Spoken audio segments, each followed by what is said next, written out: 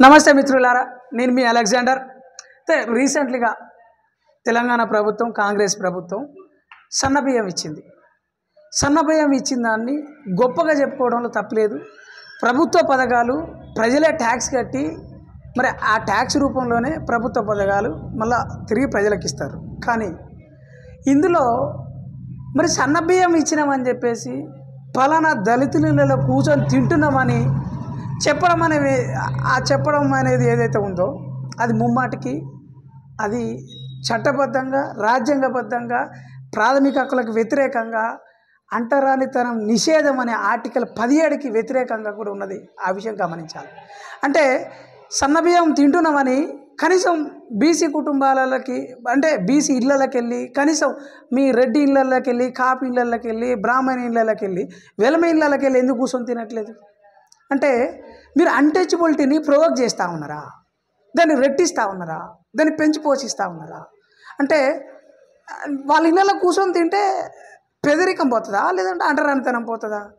అంటే ఏమనుకోవాలి? వాళ్ళ ఇళ్ళలో కూర్చొని మేము అన్నం తిన్నాం అంటే ఏమని చెప్పాలి?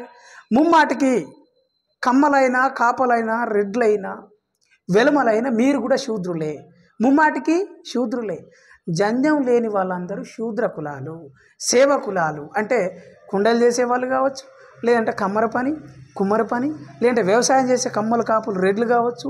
వీళ్ళందరూ కూడా అంటే వైశ్య, బ్రాహ్మణ, క్షత్రియ ఈ 3 త్రైవర్ణాలు తప్ప మిగతా వాళ్ళందరూ శూద్రులు అన్నట్టే కదా. మీరేదో ఉద్ధరించినట్టు వచ్చి మరి పోతే మాలమాదిగ ఇళ్ళలో కూర్చొని, లేకుంటే ఎస్టీ ఇళ్ళలో కూర్చొని మీరేదో వాళ్ళని ఉద్ధరించినారు అని చెప్తా ఉన్నారా?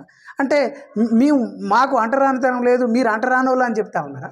మరి నిండు పార్లమెంటు సభలో హిందీ నాకు రాదు అని చెప్పి ప్రస్తావిస్తున్న తరుణంలో మరి ఆర్థిక మంత్రి నిర్మలా సీతారామన్ గారు మాట్లాడుతున్న తరుణంలో మరి నాకు రాదు మై శూద్రము అన్నావు కదా సార్, గౌరవనీయులు రాష్ట్ర ముఖ్యమంత్రి గారు. ఇది తప్పు కదా. ఇప్పుడు పార్లమెంట్లో శూద్రం అని చెప్తారు, మరి ఇక్కడికి వచ్చాం మీరు సన్న బియ్యం అన్నం తినేటప్పుడేమో మీరు అగ్రవర్ణాలు అవుతారా? ముమ్మాటికి ఇది రాంగ్. జనాలను తప్పుదో పట్టియొద్దు. కులం కానీ, మతం కానీ, రాగద్వేషాలు లేకుండా, ప్రాంత మరి లింగ భేదాభిప్రాయాలు లేకుండా మీరు ప్రమాణం చేస్తారు కదా. మీరు ఒక మంత్రి ప్రమాణ స్వీకారం చేసినా, భారత రాజ్యాంగం మీద ఒట్టే చేసినా కానీ ఇలాంటి తారతమ్యాలు లేకుండా, ఈ respect of caste, religion and gender parity and linguistic ఎలాంటి ప్యారిటీ లేకుండా మీరు అందరికి సమన్యాయం చేస్తారు. మీకు అందరికీ సమానమైన న్యాయం చేస్తామనే కదా, సమానమైన ఒక ధర్మబద్ధమైన పరిపాలన చేస్తామనే కదా మీరు అధికారంలోకి వచ్చింది. ముమ్మాటికి అట్లా చేయడం అనేది తప్పు. ఇప్పటికైనా మీరు ఒక్కసారి మీరు చేసిన తప్పేంది, అది తప్ప ఒక్కసారి పునఃస్మరణ చేసుకోండి. ఒకసారి జ్ఞప్తికి చేసుకోండి. మీరు చేస్తున్నది రాంగు. ఇప్పటికైనా అవేర్నెస్ తెచ్చుకోండి.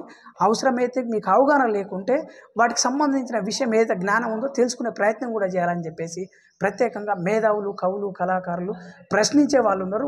ప్రశ్నించే వాళ్ళ యొక్క గొంతుళ్ళు కూడా వాళ్ళకు కూడా రెస్పెక్ట్ ఇవ్వాల్సిన అవసరం ఉన్నది. ప్రశ్నకి స్థానం ఉన్నది. ప్రజాస్వామ్యంలో ప్రశ్ననే అభివృద్ధికి పునాది అనేది కూడా గుర్తుపెట్టుకోవాలి.